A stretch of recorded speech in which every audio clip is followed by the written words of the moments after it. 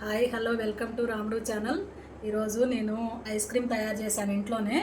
మ్యాంగోని juice చేసుకొని organic బెల్లం వేసి జ్యూస్ చేసా, పచ్చిపాలు పోసి దాన్నే ఐస్ క్రీమ్ ట్రేలో పెట్టుకొని డీప్ ఫ్రిడ్జ్లో పెట్టుకుంటే మంచిగా మనకి ఇంట్లోనే ఐస్ క్రీమ్ తయారైద్ది.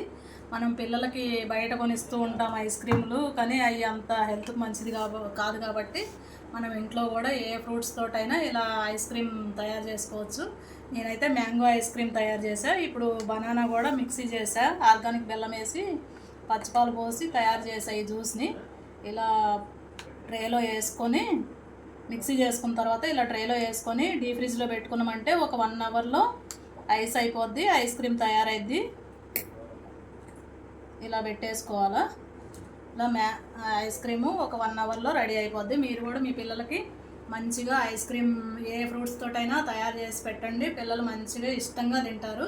కొంతమంది పిల్లలు ఫ్రూట్స్ తినరు కాబట్టి ఇలా జ్యూస్ చేసి ఐస్ క్రీములు చేసిస్తే చాలా ఇష్టంగా తింటారు. చాలా టేస్టీగా కూడా ఉంటుంది. మా పిల్లలకు నేను ఇంతే చేసి పెడతాను.